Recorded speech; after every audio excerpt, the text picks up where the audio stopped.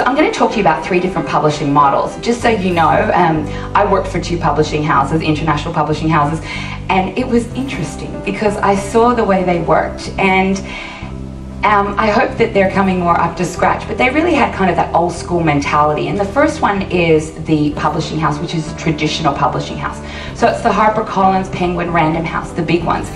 And as time's gone on, they've all consolidated. So really there's only 5 major publishing houses in the world, which doesn't provide a lot of opportunity for authors. So when I've spoken to these publishers, they say you have about a 2% chance of getting published by them. And it takes about 18 to 24 months lead time. And I don't know about you, I'm not a particularly patient person.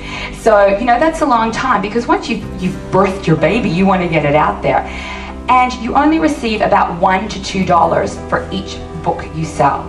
But they hold 20% of your royalties, because the booksellers have so much power in case they return them. So they hold 20% of your royalties in case your book gets returned.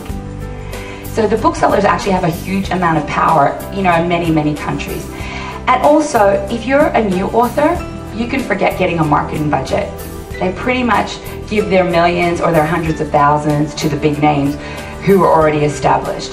So if you're a new author, you'd be lucky if you've got 5,000, if that. So they 100% expect you to promote yourself.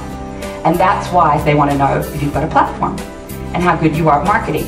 Now, I can tell you, when I sit in those writers' centers meetings and I've got somebody sitting next to me, she's going, I don't want to sell, I just want to write. And that's a big issue for a lot of people, because they don't want to promote, they just want to write. And that's an advantage of eBooks, because you can promote from behind the screen. Okay, doing what you've already done, typing. So I'll explain that to you. The next thing you can do is self-publish, which means that you work with another vendor to produce your books. But the challenge is that you pay for it. But you're basically eliminating the middleman, so you've got control over the situation. And a lot of the time, the self-publishers who you're working with, they often have marketing people, PR people, editing people, whose services you can employ. So there's an option there as well.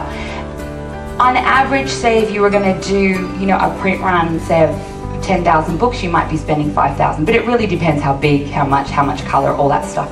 And but there are some print on demand where you can print one for like $8.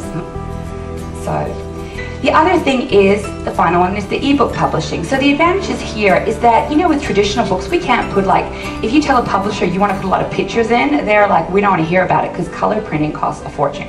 So with ebooks, you can put graphics in, you could put links in, you can put videos in, you could put podcasts in, and it really only costs a few $100s to set up.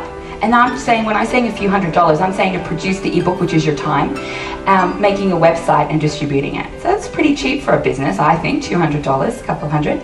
It's low cost to produce, and it's got high margins. So, you know, you got $2 from the traditional publisher, but from an ebook, once you've kind of put the initial outlay, if you're selling it for $29.95, you're pretty much getting $27, which I think is pretty good. You also have quick turnaround time. It's up to you. As soon as you're finished, you can get it straight out there.